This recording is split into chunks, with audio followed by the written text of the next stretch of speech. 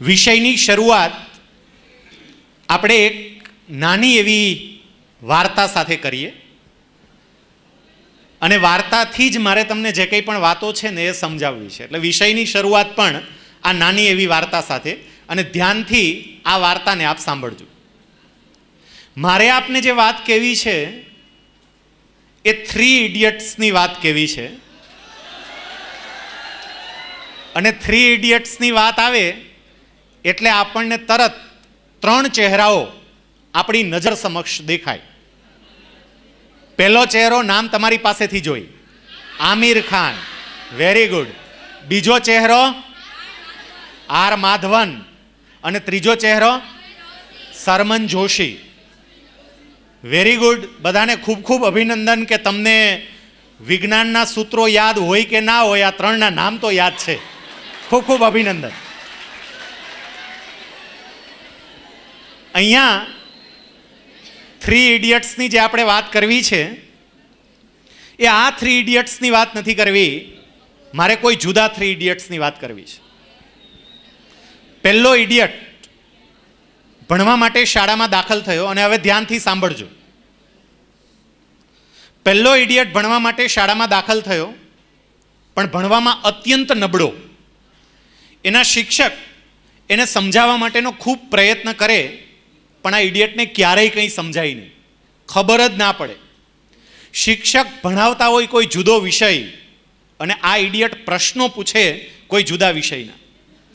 બીજા ધોરણમાં આ છોકરો અભ્યાસ કરતો હતો, અને એ વખતે એમના શિક્ષક એટલા કંટાળ્યા કે આ છોકરાની મમ્મીને સ્કૂલે બોલાવી, અને સ્કૂલે બોલાવીને એવું કહ્યું કે તમારો આ છોકરો ભણી શકે એમ નથી, ભગવાને એને બુદ્ધિ આપી નથી, એ અક્કલનો ઓથમીર છે, બુદ્ધિનો બારદાન છે, જીવનમાં ક્યારેય આગળ નહીં વધી શકે, આને તમે ઘેરે લઈ જાઓ. આ ક્યારેય આગળ જ નહીં વધી શકે, કંઈ સમજાતું જ નથી, આ છોકરાને કંઈ ખબર જ નથી પડતી. સામાન્ય રીતે કોઈ છોકરાને થોડું ઘણું સમજાવો તો ખ્યાલ આવે ને, આને કંઈ ખબર નથી પડતી, મગજમાં ઉતરતું જ નથી. કદાચ આને મગજ છે કે કેમ એ ચેક કરાવવું પડે એવી સ્થિતિ છે. એ છોકરાને બીજા ધોરણમાં સ્કૂલમાંથી રસ્ટિકેટ કરવામાં આવ્યો. આ પહેલો ઇડિયટ. બીજો ઇડિયટ, એમણે 7 ધોરણ સુધીનો પોતાનો અભ્યાસ પૂરો કર્યો, એ 8મા ધોરણમાં આવ્યો. પણ એ છોકરો ખૂબ તોફાની હતો, જેમ અત્યારે તમારામાં કેટલાકના તોફાન ચાલી રહ્યા છે. ચાલુ લેક્ચરે પણ અંદરો અંદરની વાતચીત ચાલી રહી છે, બાજુવાળાને હળી કરવાનું ચાલે છે. આવો જ આ બીજો ઇડિયટ હતો. એ તોફાન કરે, લેક્ચરમાં બંક મારીને જતો રહે. મજા જ આવે ને, આ બધી આ તમારી જ વાત થાય છે ભાઈ. એના શિક્ષકો પણ આ ઇડિયટથી કંટાળ્યા અને એમના વાલીઓને ઘેરે બોલાવ્યા, સ્કૂલે બોલાવ્યા. શિક્ષકોએ એમને ફરિયાદ કરી કે તમારો આ છોકરો એ બહુ તોફાન કરે છે, પીરિયડ છોડી અને જતો રહે છે, તો મહેરબાની કરીને આ છોકરાને લઈ જાઓ. એમના વાલીએ એમને સ્કૂલેથી ના ઉઠાડ્યો, એટલે તમામ શિક્ષકોએ સાથે મળીને સ્કૂલના મેનેજમેન્ટને કમ્પ્લેન કરી કે આ છોકરાને સ્કૂલમાંથી રસ્ટિકેટ કરો, નહીંતર અમારે ભણાવવું નથી. આ છોકરાને સ્કૂલમાંથી રસ્ટિકેટ કરી દો, કાઢી મૂકો. મેનેજમેન્ટને શિક્ષકોની કમ્પ્લેનને આધારે જેને 8મા ધોરણમાં સ્કૂલમાંથી રસ્ટિકેટ કર્યો, 8મા ધોરણમાં સ્કૂલમાંથી કાઢી મૂક્યો, એ બીજો ઇડિયટ. એને 8મા ધોરણમાં સ્કૂલમાંથી કાઢી જ મૂક્યો, ભાઈ તું જતો રહે, આ સ્કૂલની હવે એવી ક્ષમતા નથી, શિક્ષકોની એવી ક્ષમતા નથી કે તને સાચવી શકે, એને સ્કૂલમાંથી કાઢી મૂક્યો. ત્રીજો ઇડિયટ, એની 5 વિષયની પરીક્ષા લેવામાં આવે તો 2 વિષયમાં એને ચડાવ પાસ કરવો પડે. એ છોકરાના પિતા બહુ સારી પોસ્ટ ઉપર હતા, સારા હોદ્દા ઉપર હતા, એટલે શિક્ષકોએ સાથે મળીને એમના પિતા ઉપર એક ચિઠ્ઠી લખી, અને ચિઠ્ઠીમાં એવું લખ્યું કે તમારો આ દીકરો અભ્યાસમાં ખૂબ નબળો છે, અને જો અંગત રીતે તમે કાળજી નહીં લો તો આ છોકરો તમારી આબરૂને બટ્ટો લગાડશે, તમારી આબરૂને ધૂળધાણી કરી નાખશે, એવો એનો અભ્યાસ જોતા અમને લાગે છે. આ 3 ઇડિયટ્સની વાત આપણે સાંભળીએ એટલે આપણને એવું લાગે કે આવા લોકો જીવનમાં ક્યારેય આગળ ના વધી શકે, કંઈ જ ના કરી શકે. આવા લોકો સમાજનો સમય બગાડે, સમાજની સંપત્તિ બગાડે, સમાજના સાધનો બગાડે, સમાજને ક્યારેય કંઈ આપે નહીં, સમાજ પાસેથી લૂંટે, સમાજ પાસેથી લઈ લે. પણ તમને જાણીને આશ્ચર્ય થશે કે જેને બીજા ધોરણમાં એવું કહીને સ્કૂલમાંથી રસ્ટિકેટ કરવામાં આવ્યો કે તું જીવનમાં ક્યારેય આગળ નહીં વધી શકે, તું બુદ્ધિનો બારદાન છો, તું અકલમઠ્ઠો છો, તું મૂર્ખનો સરદાર છો, આવું કહીને જેને સ્કૂલમાંથી કાઢી મૂકવામાં આવ્યો એ પહેલો ઇડિયટ, એટલે આ વિશ્વનો સૌથી બુદ્ધિશાળીમાં બુદ્ધિશાળી માણસ લોકો એને આલ્બર્ટ આઇન્સ્ટાઈન તરીકે ઓળખે છે. જે તમારા જેવો તોફાની હતો, સ્કૂલમાં પિરિયડમાં બંક મારે, તોફાન કરે, 8મા ધોરણમાં શિક્ષકોની કમ્પ્લેનને આધારે મેનેજમેન્ટે જેને રસ્ટિકેટ કરવો પડ્યો, એ બીજો ઇડિયટ, એટલે આ વિશ્વનો સૌથી પૈસાદારમાં પૈસાદાર માણસ બિલ ગેટ્સ. અને 5 વિષયની પરીક્ષા લે તો 2 વિષયમાં જેને ચડાવ પાસ કરવો પડે, જેના પિતા ઉપર ચિઠ્ઠી લખવી પડે કે ધ્યાન રાખજો નહીતર આ છોકરો તમારી આબરૂને બટ્ટો લગાડશે, એ ત્રીજો ઇડિયટ, એટલે આ વિશ્વનો સૌથી લોકપ્રિયમાં લોકપ્રિય માણસ મોહનદાસ કરમચંદ ગાંધી. આપણે આ 3 ઇડિયટ્સથી વાતની શરૂઆત એટલા માટે કરી કે આ ત્રણેય વ્યક્તિઓ જીવનના કોઈ એક તબક્કે સાવ સામાન્ય હતા અને જીવનના કોઈ બીજા તબક્કે આ 3 વ્યક્તિઓ અસામાન્ય સ્થિતિએ પહોંચી. એવું કેમ? એક સમય એવો હતો કે બધા 3 વ્યક્તિઓને તિરસ્કાર કરતા હતા, ધૂતકારતા હતા, એની સામે એક અલગ પ્રકારની દ્રષ્ટિથી જોતા હતા. અને બીજો સમય એવો આવ્યો કે આ જ 3 વ્યક્તિઓને પૂર્ણ માન, સન્માન અને આદરથી લોકો જોવે છે. આવું કેમ? શું કામ? કારણ માત્ર એટલું કે આ 3 વ્યક્તિઓએ સફળ થવા માટેનો યોગ્ય રસ્તો જાણ્યો અને એ દિશામાં એમને આગળ ડગલા માંડ્યા, એ વ્યક્તિઓ જીવનમાં સફળ થઈ. મારે આપને જે વિષય ઉપર વાત કરવાની છે એ વિષય છે સફળતાની રહસ્ય યાત્રા. આ પૃથ્વી ઉપર એક પણ વ્યક્તિ એવો નથી કે જેને સફળ થવાની ઈચ્છા ના હોય. તમે ભલે ઉંમર નાની રહી પણ છતાંય હજુ પણ તમારા મનમાં એ સફળતાની ઝંખનાઓ, સફળતાના બીજ રોપાય છે. જ્યારે કોણ બનેગા કરોડપતિની અંદર આપણે અમિતાભ બચ્ચનને એન્કરિંગ કરતા જોઈએ છીએ ત્યારે આપણને પણ થાય કે આપણે કદાચ આના જેવા હોય તો. આપણે જ્યારે કોઈ મોટી વ્યક્તિને આપણી નજર સમક્ષ જોઈએ છીએ ત્યારે આપણને પણ થાય કે આપણે આના જેવા સફળ હોઈએ તો. સફળતાની ઝંખના બધાને છે પણ સફળતા સુધી પહોંચી બહુ ઓછા લોકો શકે છે. આવું કેમ? એટલા માટે કારણ કે સફળતા માટેના પાયાના સિદ્ધાંતોથી આ વ્યક્તિઓ અપરિચિત હોય છે. અને આપણામાં પણ લગભગ એવું થાય છે કે સફળતા પ્રાપ્ત કરવા માટેની જે અત્યંત મહત્વની બાબતો એનાથી અપરિચિત હોવાને કારણે આપણે સફળતા પ્રાપ્ત કરી શકતા નથી. મારે રહસ્યો તમારી પાસે ખોલવા છે. અલગ અલગ 5 મુદ્દાઓની મારે તમને વાત કરવી છે. આપણે ત્યાં ભારતીય સંસ્કૃતિની અંદર 5નું ખૂબ સારું મહત્વ છે. એવી રીતે મારે તમને આજે સફળતાનું પંચામૃત આપવું છે. ગોપાલભાઈએ બહુ સરસ વાત કરી કે એવોર્ડ એ તો બહુ સામાન્ય બાબત છે, ઇટ્સ અ ફિઝિકલ.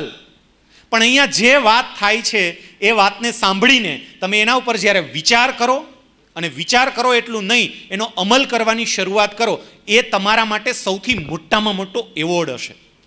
સફળ બનવા માટે બીજું કંઈ કરવાની જરૂર નથી. એક વખત નેતાજી સુભાષચંદ્ર બોઝ એ પોતાની એક જે સૈનિક મંડળી હતી એની સાથે બેઠા હતા. એમણે આઝાદ હિન્દ ફૌજની સ્થાપના કરી હતી, એ તો તમને બધાને ખ્યાલ હશે.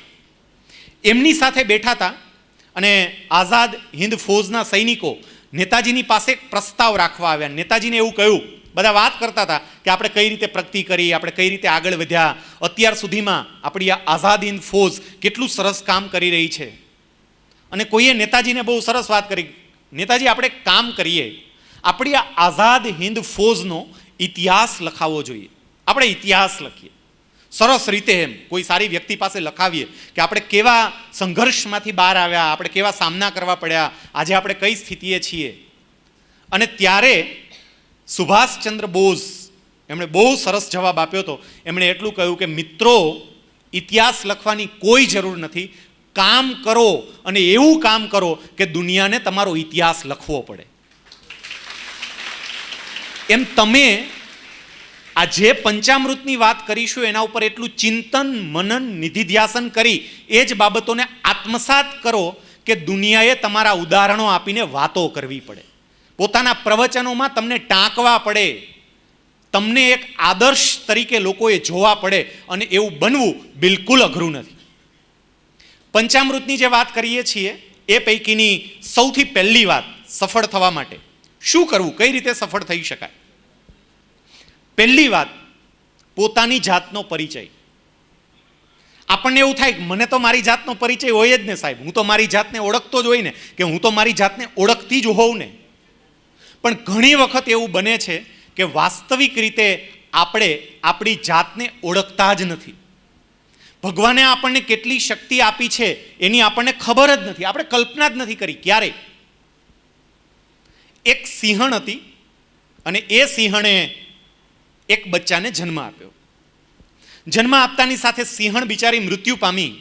ત્યાંથી થોડા ઘેટા પસાર થતા હતા એટલે ઘેટાઓએ જોયું કે આ બિચારી સિંહણને એક બચ્ચું આવ્યું છે, સિંહણ તો મરી ગઈ છે, હવે આ બચ્ચાની દેખરેખ કોણ રાખશે, આ બચ્ચાને મોટું કોણ કરશે. એ ઘેટાઓ સિંહના બચ્ચાને પોતાની સાથે લઈ ગયા, એને ધીમે ધીમે ધીમે ધીમે મોટું કર્યું. એ દેખાવમાં બિલકુલ સિંહ જેવું જ હતું, પણ સ્વભાવમાં સંપૂર્ણપણે ઘેટા જેવું. ઘેટાની જેમ બોલે, ઘેટાની જેમ ચાલે, ઘેટાની જેમ બીવે, ઘેટાની જેમ વિચારે, ઘેટાની જેમ ખાય, બધું ઘેટા જેવું. એક સમય એવો આવ્યો કે આ બચ્ચું હવે તો મોટું થઈ ગયું હતું, બધા ઘેટાઓ જોડે બેઠું હતું. ત્યાંથી એક સિંહ પસાર થયો. આ વાતને ધ્યાનથી સાંભળજો. એક સિંહ પસાર થયો. સિંહ પસાર થયો ને એટલે એમને જોઈને બાકીના ઘેટાઓ ભાગ્યા. ઘેટાઓ ભાગ્યા એટલે ઘેટાની જોડે રહીને મોટું થયેલું પેલું સિંહનું બચ્ચું હતું એ પણ ભાગ્યું, એ પણ દોડવા લાગ્યું. બધા વિચારવા લાગ્યા, ખાસ કરીને સિંહ, કે આ મને જોઈને ઘેટા ભાગે એ તો સમજી શકાય કે આ મને જોઈને ભાગે કારણ કે મારાથી ડરે, હું સિંહ છું. પણ આ મને જોઈને સિંહ કાં ભાગે, આ તો મારો જ ભાઈ છે, મારા માયલો જ છે, આ મને જોઈને કાં ભાગે. એ પાછળ દોડ્યો, દોડી અને ભાગી રહેલા પેલા સિંહને પકડ્યો. એને પકડ્યો ને એટલે એકદમ ધ્રુજવા માંડ્યો, પરસેવો છૂટી ગયો. સિંહે પૂછ્યું આટલો બધો ગભરાય છે કેમ, ડરે છે કેમ, પેલા એ કે. એટલે સામે પેલી વ્યક્તિ એટલો જવાબ આપ્યો ડરતા ડરતા ગભરાયું કે બીક તો લાગે જ ને, પણ શેની બીક, તમે સિંહ છો. સિંહે સામે પૂછ્યું તો તું કોણ છો? હું ઘેટું છું. સિંહ કે એલા ભલા માણા, તું સિંહ જ છો, તું ઘેટું નથી, સિંહ જ છો. ના, હું ઘેટું છું. સિંહે સમજાયું બરોબર કે ભાઈ તું સિંહ જ છો, મારા જેવો જ છો, તને ખાલી ભૂલાઈ ગયું છે. એને ઘેટાને શું કીધું ખબર છે? ઘેટાએ સિંહને, ઘેટું સિંહને કે તમે હવા ભરવાને રહેવા દો, પંપ મારોમાં. ઘેટું જ છું. સિંહ એને ઉપાડીને ગળચી પકડીને નદી કાંઠે લઈ ગયો અને સરસ મજાના પાણીમાં બંનેનું પ્રતિબિંબ બતાવીને એવું કહ્યું કે જો મારા જેવો દેખાય છે કે નહીં. એટલે જોયું કે હા તમારા જેવો જ છું. એ કે હું સિંહ છું એટલી ખાતરી છે ને તને? તો કે હા, તું પણ સિંહ જ છો. જોઈ લે, આપણે બે સરખા છીએ. સેજ અવાજ કર, એક ડણક માર, એક ગર્જના કર. એમણે ગર્જના કરી, અવાજ થયો અને ખાતરી થઈ કે હું પણ સિંહ જ છું. એમ એટલું યાદ રાખજો, અહીંયા બેઠેલા તમે તમામ સિંહ અને સિંહણ જ છો. ફેર ખાલી એટલો છે કે તમારી આસપાસ ક્યાંક ઘેટાઓ અને ઘેટીઓ આવી ગયા છે અને એ નબળી નબળી વાતો કરીને તમને ઘેટા અને ઘેટીઓ બનાવે છે. બાકી સ્વભાવતઃ તમે સિંહ જ છો અથવા સિંહણ જ છો. આ વાત કરીએ એટલે ફરી પાછું કેટલાકને એવું થાય કે સાહેબ તમે પંપ મારવાનું ચાલુ કર્યા, અમે કેવા સિંહ અને સિંહણ છીએ એ તમારે જોવું હોય સાહેબ અમારી માર્કશીટ જોઈ લેજો એટલે ખબર પડી જાય. ખરેખર ફરી કહું છું કે આપણે આપણી જાતને ઓળખતા જ નથી, નહીતર વાસ્તવિક રીતે સફળ વ્યક્તિઓમાં જે ટેલેન્ટ હતી એ બધી જ ટેલેન્ટ આપણામાં છે જ, આપણે એને બહાર નથી લાવતા. ફેર માત્ર એટલો પડે છે. અહીંયા મારે એક તમને પ્રેઝન્ટેશન ને વિડીયોઝને બતાવતા, પણ સમયની મર્યાદાને કારણે આપણે એને સેજ સ્કીપ કરીએ છીએ. પણ એમાં એક હું ઓન સ્ક્રીન એક નાની એવી એક્ઝામ લેતો હતો. એક્ઝામમાં હું શું કરું, સ્ક્રીન ઉપર પડદા ઉપર તમામ વ્યક્તિઓને આપણે વગર પડદાએ આ એક્ઝામ લઈએ કે પડદા ઉપર એક એમને સ્લાઇડ બતાવું. સ્લાઇડમાં અલગ અલગ પ્રકારની આકૃતિઓ હોય, જુદી જુદી અલગ અલગ પ્રકારની, અને એમાં વિદ્યાર્થીઓને 10 સેકન્ડનો ટાઈમ આપું. એટલું કહું કે 10 સેકન્ડમાં તમારે કાઉન્ટ કરવાનું છે કે અહીંયા કેટલી જુદી જુદી પ્રકારના વર્તુળો છે. વર્તુળ સર્કલ હોય ને એ તમારે કાઉન્ટ કરવાનું. 10 સેકન્ડનો ટાઈમ આપીએ. અને બને શું એને કારણે 10 સેકન્ડનો ટાઈમ આપીએ ને ઘટના શું બને, 10 સેકન્ડમાં તમે બધા જ આમ કાઉન્ટ કરી લો. સર્કલ આપ્યા હોય જ એટલા 8 સેકન્ડમાં ગણાઈ જાય, તો 10 સેકન્ડમાં તમે ગણી જ કાઢો. પછી સ્લાઇડ દૂર કરી દો, અને સ્લાઇડ દૂર કરીને હળવેકથી પ્રશ્ન પૂછું કે આમાં કેટલા સર્કલ છે, કેટલા લોકોને ખ્યાલ છે. એટલે મોટા ભાગના હાથ કેવા હોય, ઊંચા, કારણ કે બધાને ખબર જ હોય. પછી બીજો પ્રશ્ન કરું કે આમાં કેટલા ત્રિકોણ હતા, હાથ ઊંચા કરો, તો કોઈના હાથ ઊંચા જ ન હોય. ત્રીજો પ્રશ્ન કરીએ કે આમાં લંબચોરસ કેટલા હતા, તો હાથ ઊંચા જ ન હોય. શું કામ હાથ ઊંચા ના થાય, ચાલો કહો, હાલો, મારે તમારી પાસે જ જાણવું છે. કેમ, શું કામ? તમને શું ગણવાનું કીધું હતું? એટલે તમારું ધ્યાન ક્યાં હોય? તો આ શું સાબિત કરે કે તમારી એકાગ્રતા અર્જુન કરતા જરાય ઓછી નથી. અર્જુનને પક્ષીની આંખ દેખાણી, એમ તમને માત્ર સર્કલ જ દેખાણા. તમે અર્જુન જ છો.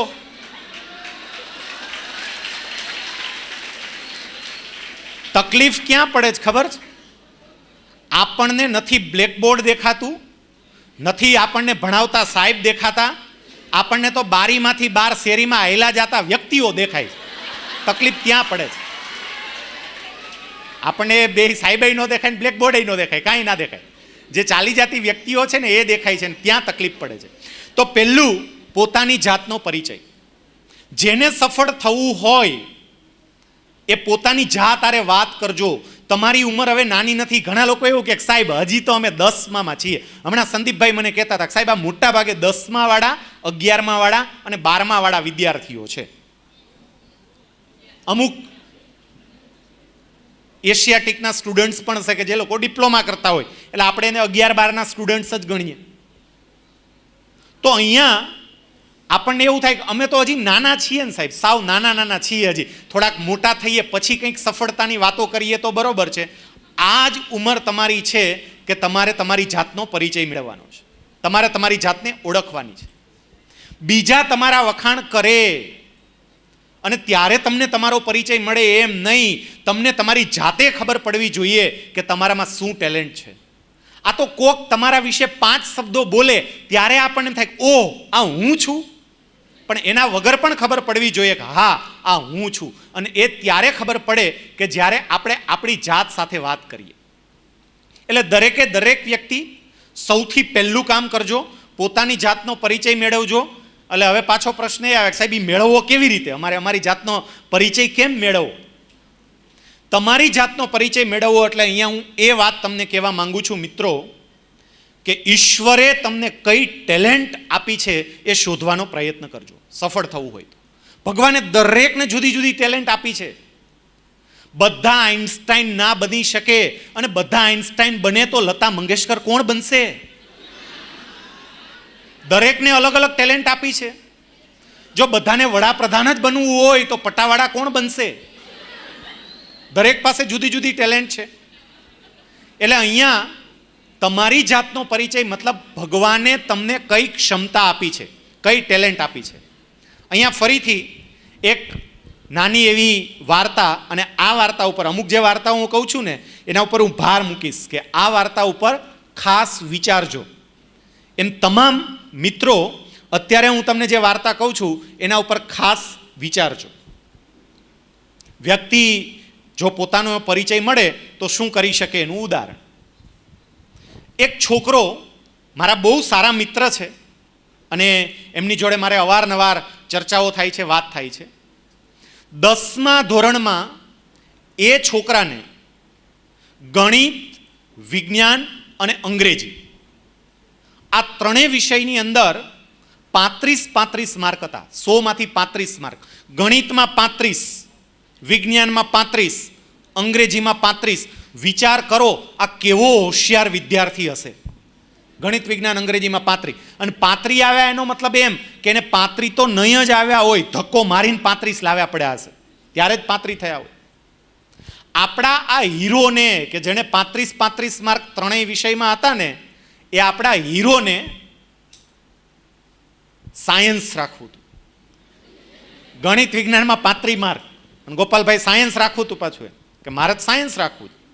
સાયન્સની સ્કૂલોય ના પાડી દીધી, ડફોડ અહીં નો આવેલ, માર્ક તો જો તારા.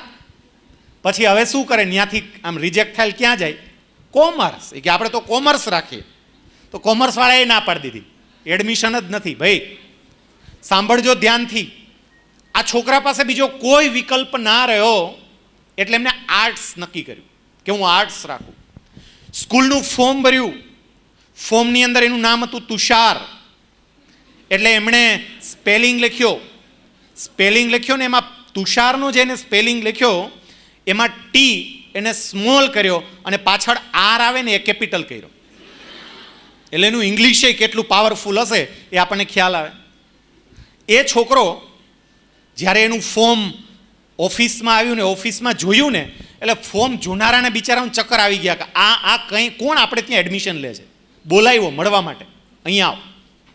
એ મળવા માટે આવ્યો, અને મળવા માટે જ્યારે આવ્યો ત્યારે એમણે એટલા ખીજાયા એના એ સાહેબ અને જે વ્યક્તિ હતી કે ડફોડ તને એટલી ખબર નથી પડતી કે આમાં પહેલો અક્ષર જે નામનો હોય એ કેપિટલ હોય. એટલે ઓલો કે સાહેબ પહેલો કેપિટલ હોય કે છેલ્લો કેપિટલ હોય? 10માની પરીક્ષા આપેલા વિદ્યાર્થીને ખબર નહોતી કે નામનો પહેલો અક્ષર કેપિટલ હોય કે છેલ્લો અક્ષર કેપિટલ હોય. એમને બહુ ખીજાણા. હવે સમજો જે આપણી વાત હતી તે, એ વ્યક્તિએ હવે પોતાની જાતનો પરિચય મેળવ્યો. એમણે એવું કહ્યું કે મને ઊંઘ ના આવી, હું ખૂબ રડ્યો કે કેમ મને આટલું બધું મારા સાહેબ ખીજાય છે. ઘેરે ગયો, મારી જાત આરે વાત કરી કે હું ખરેખર ડફોડ છું, હું ખરેખર જીવનમાં આગળ નહીં વધી શકું. નક્કી કર્યું ના, હું બીજું ઘણું બધું કામ સારી રીતે કરી શકું છું, તો કેમ ના કરી શકું આ પણ. અને જે સાહેબોએ એવું કહ્યું છે કે તને અંગ્રેજીમાં કાંઈ ખબર નથી પડતી, એ જ સાહેબોને મારે હવે અંગ્રેજીમાં કડકડાટ પ્રવચન આપીને સંભળાવવું છે. એમની સામે મારે લેક્ચર આપવા છે. એ વ્યક્તિ BA કર્યું, MA કર્યું, B.Ed કર્યું, બધું ઇંગ્લિશ સાથે. ઇંગ્લિશમાં ફ્લુઅન્ટલી બોલી શકે. તમને ખબર ના પડે કે આ વ્યક્તિ એ ગુજરાતી માધ્યમમાં ભણેલી અને અંગ્રેજીમાં આટલી કાચી વ્યક્તિ હશે. એમને એક શિક્ષક તરીકે નોકરી મળી. સુરેન્દ્રનગર જિલ્લાની અંદર એમણે પ્રાથમિક શિક્ષક તરીકે નોકરી શરૂ કરી. ત્યાં એમની વિઝિટે, એક વખત સ્કૂલની વિઝિટે કલેક્ટર આવ્યા અને એમણે કલેક્ટરને જોયા. કલેક્ટરનો રૂઆબ જોયો, કલેક્ટરની પ્રતિષ્ઠા જોઈ, કલેક્ટરનો મોભો જોયો. એમણે ફરી વિચાર્યું, પોતાની જાતને ઢંઢોળી કે શિક્ષક બની રહેવાને બદલે, આમ તો હું શિક્ષક બન્યો છું, આ વિશ્વનો સૌથી પવિત્ર વ્યવસાય છે, પણ મને હજુ એવું થાય છે કે આના કરતાં આગળ વધુ અને કલેક્ટર બનું તો. એ વ્યક્તિએ એ વખતે પોતાની જાત આરે, આપણે જાતની વાત કરીએ છીએ ને, પોતાની જાત આરે વાત કરી કે હું કલેક્ટર બની શકીશ. સતત 3-4 દિવસ સુધી ગડમથલમાં રહ્યો કે જેટલી મહેનત કરવી પડે કરવાની તૈયારી. અમુક વ્યક્તિઓને મળ્યો કે હું આ મહેનત કરવા માટે તૈયાર છું, બની શકું. બધા લોકો એમને હા પાડી કે આ તમે મહેનત કરી શકો તો તમે કલેક્ટર બની શકો. પછી સામે પાછું કે પણ મારે ગણિત વિજ્ઞાન અંગ્રેજીમાં 35 માર્ક હતા 10માં, એની હારે કંઈ લેવા દેવા નથી. એ વ્યક્તિએ UPSCની પરીક્ષા આપવાનું નક્કી કર્યું. કપાત પગારી રજા મૂકી, મહેનત શરૂ કરી. ધીમે ધીમે નિષ્ફળતા મળતી ગઈ. 2012ની પરીક્ષામાં, ગયા વર્ષની પરીક્ષામાં એ વ્યક્તિ ખૂબ સારા માર્ક સાથે UPSCમાં પાસ થયા. એટલું નહીં, IAS થયા, મતલબ કે કલેક્ટર થશે, અને એને ગુજરાત રાજ્ય જ મળ્યું. અત્યારે એની ટ્રેનિંગ મસૂરી ખાતે ચાલુ છે. એનું નામ છે તુષાર સુમેરા, અને અત્યારે આસિસ્ટન્ટ કલેક્ટર તરીકે અમરેલીમાં એને એપોઇન્ટમેન્ટ આપવામાં આવી છે. ફોર્ચ્યુનેટલી એ સકપરિયા છે, એમનું નામ ચિરાગ સકપરિયા. એને ડિપ્લોમા કર્યું. ગોપાલભાઈ, ઘણા લોકો એવું કહેતા હોય ડિપ્લોમા કરીને શું કરશો? ડિપ્લોમા કર્યું છે એમને. એ છોકરાએ ડિપ્લોમા પૂરું કર્યું. પછી મારી જોડે એમને બહુ લાંબો પરિચય મારે નહોતો, ક્યારેક વાત થતી. ફેસબુક ઉપર એક સરસ મજાની સગ્રામજી હાઈસ્કૂલના મેદાનમાં પાર્ક કરેલી સારી એવી કારની બાજુમાં ઊભો રહીને એને એનો ફોટો મૂક્યો. એટલે મેં નીચે કોમેન્ટ મૂકી, કોની કાર છે? એટલે સામે એનો જવાબ આવ્યો કે મારી કાર છે. એટલે મને તરત આશ્ચર્ય થયું, કારણ કે એના બાપા, એના પપ્પા એ ગ્રામ સેવક છે. એટલે એટલો બધો પગાર ન હોય, ક્લાર્ક જેવી સામાન્ય પોસ્ટ, અને આ તો ડિપ્લોમા થયેલો.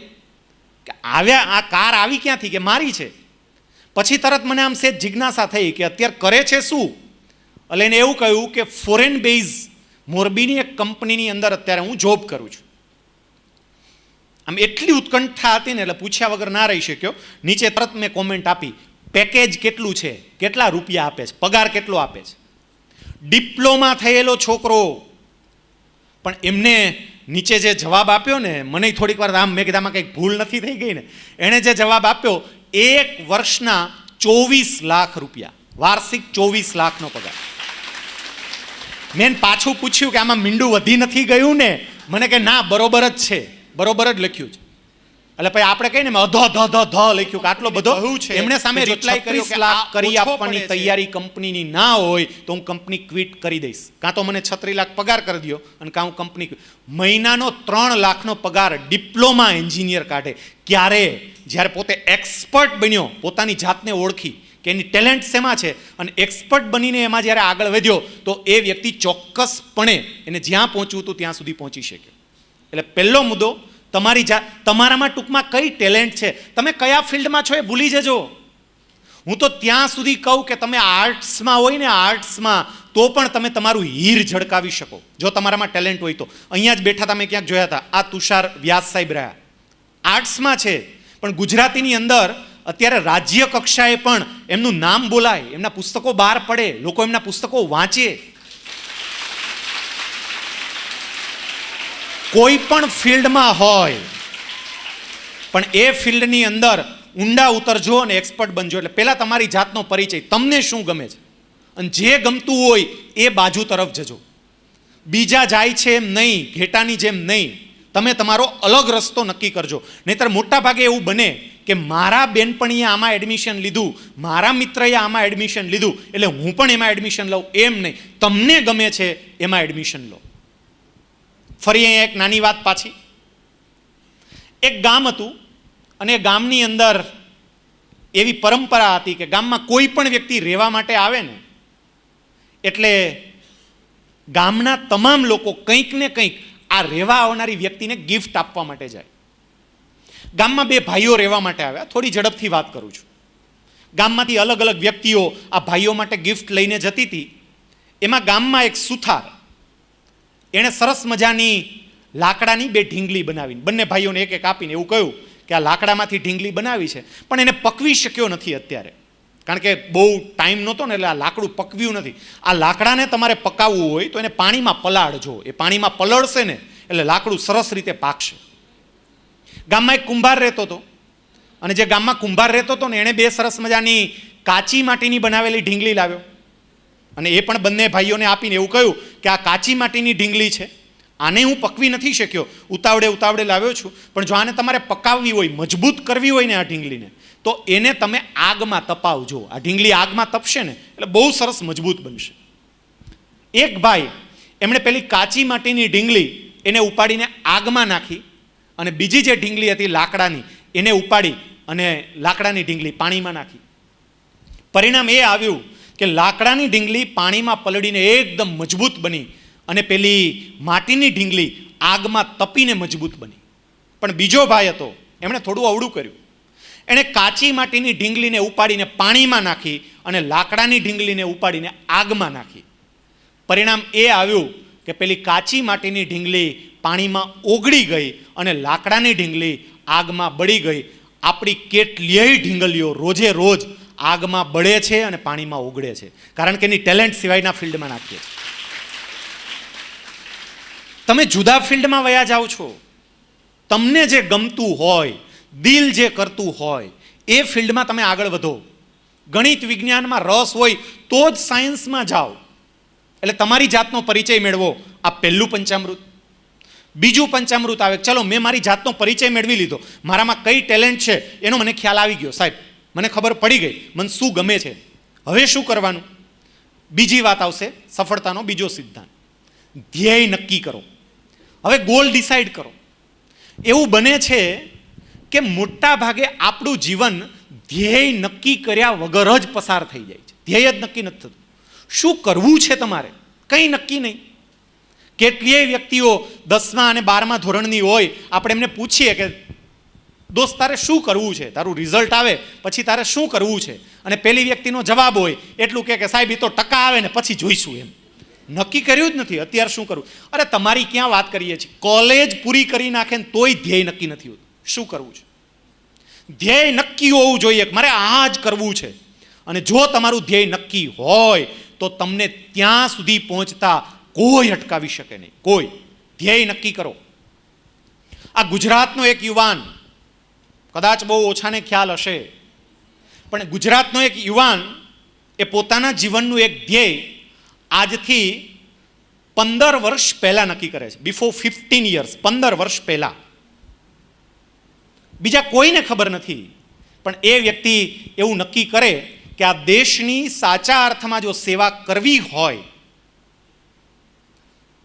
ધ્યેય નક્કી કરવાનું સ્થળ એનું હતું કચ્છનું વ્હાઇટ રણ, જ્યાં એ વ્યક્તિ એકલી બેસીને ઘણી વખત ઈશ્વર સાથે વાતો કરે, ઘણી વખત પ્રકૃતિ સાથે વાતો કરે. ત્યાં એ નક્કી કરે છે કે આ દેશની જો સેવા કરવી હોય તો દેશના સર્વોચ્ચ પદ ઉપર પહોંચવું જોઈએ. અને આજે નરેન્દ્ર મોદીનું નામ ભારતના ભાવિ વડાપ્રધાન તરીકે લેવાઈ રહ્યું છે. એમણે ધ્યેય નક્કી કર્યું અને ધ્યેય નક્કી કરીને એ તરફ એમણે પગલાં ધીમે ધીમે પગલાઓ શરૂ કર્યા, પગલાં માંડવાનું ચાલુ કર્યું. બોલાય છે યંગસ્ટર્સની અંદર એમનું નામ બોલાય છે કે એમને વડાપ્રધાન તરીકે જોઈએ તો આ જ વ્યક્તિ જોઈએ. એમને ધ્યેય નક્કી કર્યું છે અને એ ધ્યેયને પ્રાપ્ત કરવા માટેના પ્રયત્નો કર્યા છે. તો તમારા લાઈફની અંદર પણ ધ્યેય નક્કી થવું પડે. પેલા મંજિલ નક્કી હોય ને તો રસ્તાનો ખ્યાલ આવે. મંજિલ તો નક્કી થવી પડે કે મારે ક્યાં પહોંચવું છે, અને જો મંજિલ નક્કી હશે તો રસ્તો ચોક્કસપણે તમને મળશે. બીજી વાત આના જ સંદર્ભમાં, અને તમે વિદ્યાર્થીઓ છો ને એટલે હું તમને એવા ઉદાહરણ આપું છું ને. ગોપાલભાઈએ મારી વાત કરી ત્યારે કહ્યું કે અમારે મૂળ કામ જે કરવાનું છે સ્પીપામાં, એ ગવર્મેન્ટ ઓફિસર્સને ટ્રેનિંગ આપવાનું છે. ગુજરાતની અંદર જે નવા આઈએએસ આઈપીએસ આવે છે એ લોકોને ટ્રેન કરવાના છે, ગુજરાતનો પરિચય આપવાનો છે. એટલે આઈએએસ આઈપીએસ સાથે અંગત પરિચય હોય ને કેટલીક વ્યક્તિઓ મિત્રો સાથે વાતો થતી હોય, એટલે એના સંદર્ભમાં હું એ વાત તમને વધારે કરું છું. બનારસની અંદર એક છોકરો, એમના પપ્પા સાયકલ રિક્ષા ચલાવવાનું કામ કરે. આ ધ્યેય નક્કી કરવાની આપણે વાત કરીએ છીએ, સમજવું. સાયકલ રિક્ષા ચલાવવાનું કામ કરે. વિચાર કરજો, સાયકલ રિક્ષા, પેલી આપણે પેટ્રોલ ડીઝલવાળી રિક્ષાની પણ હું વાત નથી કરતો, સાયકલ રિક્ષા ચલાવે. એ છોકરો, એના પરિવારના 5 સભ્યો, 2 મોટી બેન, મમ્મી પપ્પા અને આ છોકરો, એનું નામ ગોવિંદ જયસ્વાલ. એક જ મકાનમાં રહે. મકાન એટલે એક રૂમ, એક મકાન એટલે મોટું બિલ્ડિંગ નહીં, એક રૂમ. એક રૂમની અંદર 5 પરિવારનો સભ્ય રહે. વિચાર તો કરો એની સ્થિતિ કેવી હશે. 5 પરિવારનો સભ્ય એક જ રૂમમાં રહેવાનું. એનો ડાઇનિંગ રૂમ પણ એનું કિચન પણ બધું જ એકદમ નબળી સ્થિતિ. એક વખત ગોવિંદ રમતા રમતા પોતાના એક મિત્રની ઘેરે ગયો. એનો મિત્ર બહુ પૈસાવાળો હતો, એની ઘેરે ગયો. એ વખતે ગોવિંદની ઉંમર હતી 13 વર્ષની. 13 વર્ષની ઉંમરે એ પોતાના મિત્રની ઘરે ગયો. મિત્રના પપ્પાએ ગોવિંદને પોતાના બગીચામાં રમતા જોયો એટલે એના ઉપર ખીજાયા, ગુસ્સે થયા કે તારી હિંમત કેવી રીતે થઈ મારા ઘરમાં આવવાની, તે અહીંયા પગ કેમ મૂક્યા, તે જોયું છે ક્યારેય તારી જાતને સરખાવી છે, તું કોણ છો અને અહીંયા અમારો કયો પરિવાર છે અને તું અહીંયા આવે છે, મારા ઘરમાં આવે છે. મારા દીકરા અરે બહાર રમ ત્યાં સુધીની વાત બરોબર છે, અહીંયા ઘરમાં ક્યાં ઘૂસી ગયો? એટલા ખીજાયા. ગોવિંદ વિચારમાં પડી ગયો, મેં જીવનમાં એવી રીતે શું ભૂલ કરી કે આ મને આટલું બધું ખીજાય છે. સ્કૂલે જઈને એમને એમના શિક્ષકને વાત કરી કે સાહેબ, મને સમજાતું નથી કે આવું મારા મિત્રના પપ્પાએ મારી હારે વર્તન કેમ કર્યું હશે. અને એ વખતે એના સાહેબે ગોવિંદને સમજાવ્યું કે બેટા, તારા પપ્પાની આર્થિક અને સામાજિક સ્થિતિને કારણે તારી સાથે આવું વર્તન થયું. ગોવિંદ કે પણ એમાં ફેરબદલ કરવું હોય તો, આ બદલાવવું હોય તો. અને એ વખતે એમના સાહેબે એટલું કહ્યું કે બેટા, એના 2 રસ્તા છે. એક રસ્તો એ છે કે તારા પિતાની આર્થિક અને સામાજિક સ્થિતિ બદલાય. ગોવિંદ કે એ તો મને લાગતું નથી, એ છોડો, સાયકલ રિક્ષામાં આર્થિક સામાજિક સ્થિતિ બદલે યોગ્ય નથી લાગતું. બીજું 13 વર્ષની ઉંમરે શિક્ષકે બીજો રસ્તો કીધો કે બેટા તો તું તારી જાતને એ કક્ષાએ પહોંચાડ કે લોકોએ તારા બાપની સ્થિતિને અવગણવી પડે, એને બાયપાસ કરવી પડે, એને જોવાનું ટાળવું પડે, તારી જાતને એટલી ઊંચી લઈ જાય. ગોવિંદે એ વખતે કહ્યું કે સાહેબ તમે જ મને કહો કે હું મારી જાતને ક્યાં લઈ જાઉં.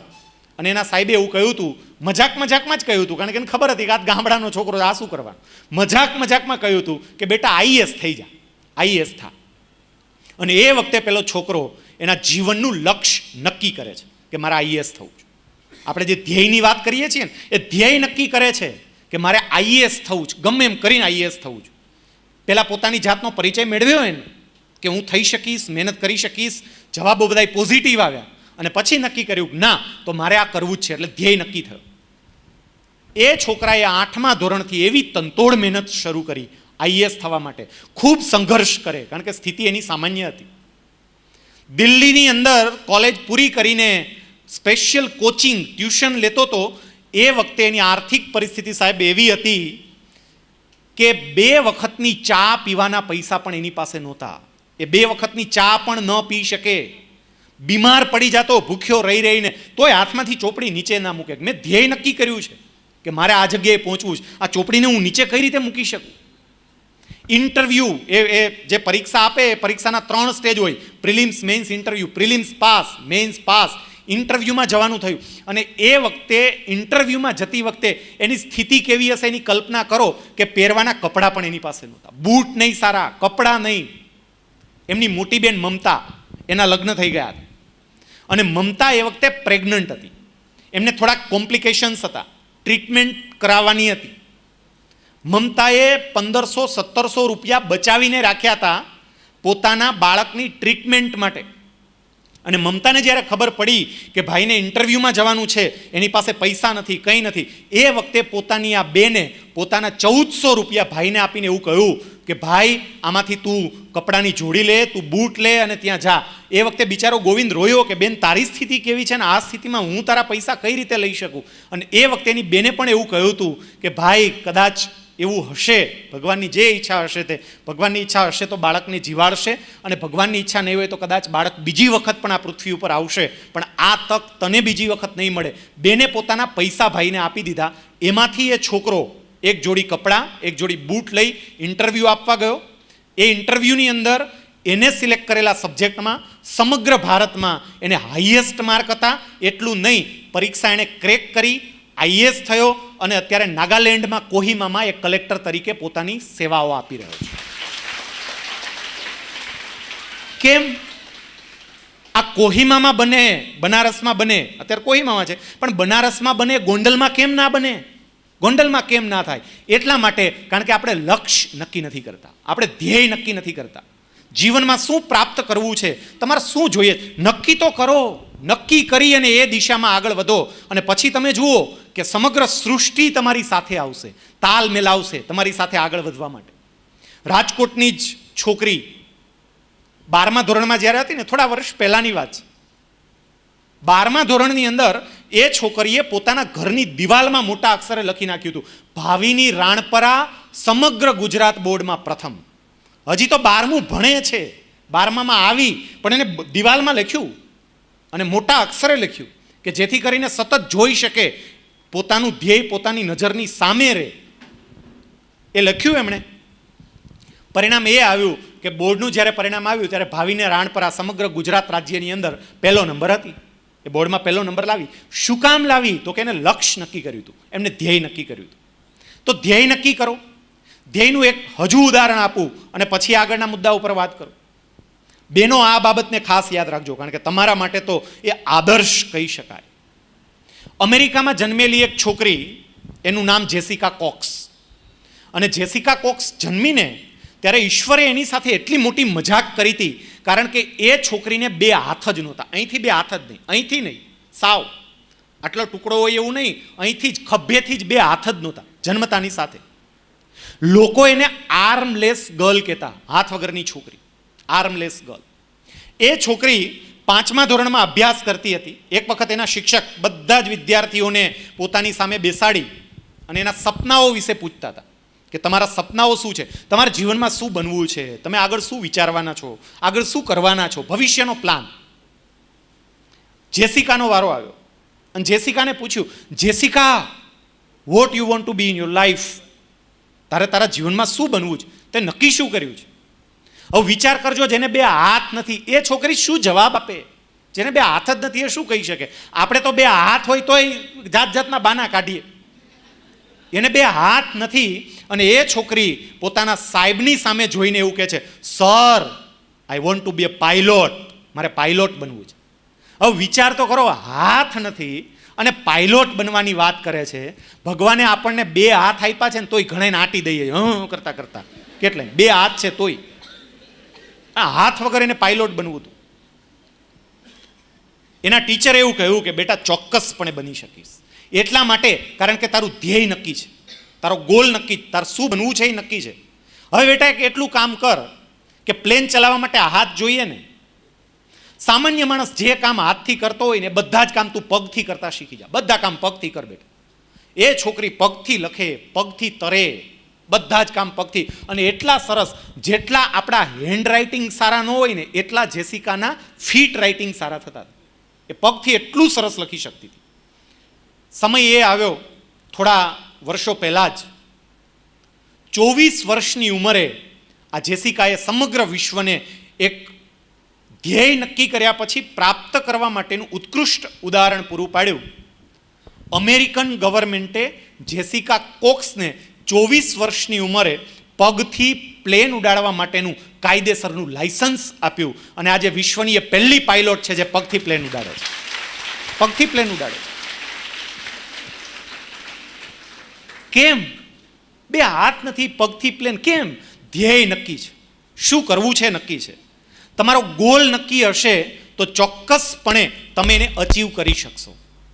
સફળતાનો પહેલો મંત્ર મેં તમને આપ્યો, તમારી જાતને ઓળખો. સફળતાનો બીજો મંત્ર, હવે તમારું ધ્યેય નક્કી કરો, શું કરવું છે તે. અને અહીંયા જેટલી બહેનો બેઠી છે, ભાઈઓ તો છે જ, પણ જેટલી બહેનો બેઠી છે, બહેનોને કહું કે ધ્યેય સામાન્ય નક્કી નહીં કરતા. સમય બદલાયો છે. હવે તમે માત્ર ને માત્ર રસોઈ કરનારી કોઈ સ્ત્રીઓ નથી. હવે તમે અવકાશની અંદર ઉડનારી સ્ત્રીઓ છો. આ દેશની ધરતી ઉપર આ તો આપણી કમનસીબી છે કે આપણે ધીમે ધીમે સ્ત્રીઓને નિગ્લેક્ટ કરવાનું શરૂ કર્યું. બાકી આ દેશની ધરતી ઉપર ઋગ્વેદમાં સૌથી મહત્વના 422 મંત્રો, જે સૌથી અગત્યના, એને બીજ મંત્રો કહેવાય છે, સૌથી અગત્યના મંત્રો 422 મંત્રો, એની રચના કોઈ ઋષિઓએ નથી કરી, એની રચના વિદુષીઓએ એટલે સ્ત્રીઓએ કરી છે. 422. મૈત્રી, ગાર્ગેયી, આ બધીએ મળીને વેદોના મંત્રોની રચના કરી છે. તમે એ છો એટલે તમે પણ ગોલ નક્કી કરવામાં નાનો ગોલ નક્કી નહીં કરતા ક્યારેય. ત્રીજો મુદ્દો અને ત્રીજું પંચામૃત. ચલો, મેં મારી જાતનો પરિચય મેળવ્યો, મેં ગોલ પણ નક્કી કર્યો મારે આ કક્ષાએ પહોંચવું છે. હવે શું? ત્રીજી વાત આવશે કે તમારે જો તમારા ગોલ સુધી પહોંચવું હોય તો સખત મહેનત, હાર્ડવર્ક. મહેનત વગર શક્ય જ નથી. કોઈ પણ વસ્તુ જીવનમાં ક્યારેય મહેનત વગર નહીં મળે. જે લોકો જે કામ કરતા હોય છે એમની મહેનત જુઓ. અહીંયા અત્યારે મંચ ઉપર ઘણા બધા રાજકારણ સાથે સંકળાયેલી વ્યક્તિઓ બેઠેલી છે, જેને પોલિટિક્સ સાથે લેવા દેવા હોય. પોલિટિક્સને ગમે એટલું ક્રિટિસાઇઝ કરો, એના વિશે ગમે એટલું ખરાબ બોલો, પણ જીવનમાં પોલિટિશિયન્સ પાસેથી કોઈ બાબત શીખવા જેવી હોય ને તો મહેનત. રાત દિવસ સુધી તમે જુઓ, દોડાદોડી સતત. એમ એક મેં લગ્ન પ્રસંગે જોયા છે કે એક સાથે એક જ દિવસમાં 12 15 લગ્નો, બધે દોડે, તમામ જગ્યાએ. કેટલી મહેનત રાત દિવસની. અને આપણે વાંચવા બેસીએ ત્યાં 1 કલાક ઓહો, કલાક વાંચી લીધું. કલાક તો બહુ થઈ ગઈ. અત્યારે ગુજરાતના જેટલા છોકરાઓ હોય ને એમાંથી અમે દર વર્ષે 100 છોકરાઓને સિલેક્ટ કરીને 1 વર્ષ એને ટ્રેનિંગ આપીએ છીએ અને એ લોકોને IAS IPS બનાવીએ છીએ. 1 વર્ષ એને ટ્રેનિંગ આપીએ અને પછી એ લોકો પરીક્ષા આપે. બહુ સારું પરિણામ અત્યારે આપણને એને કારણે મળે છે અને દર વર્ષે ગુજરાતના 12-14 છોકરાઓ પાસ થાય છે, જે પહેલાં એકય ન થતો.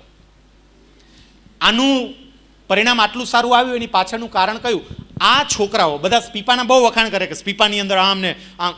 આ છોકરાઓ રોજની 15 કલાક 16 કલાકની મહેનત કરે છે. 15 કલાક 16 કલાક એમને ના. આજ મેં વાત કરી ગણિત વિજ્ઞાન અંગ્રેજીમાં 35 માર્ક, તુષાર સુમેરા આઈએએસ. એટલે આમાં ઘણા બેઠા હોય એમ કે તો મારે તો સાહેબ એના કરતા ડબલ હતા, 70 હતા. તો આપણે આઈએએસ. પોતાની જાતને હોમી દે છે.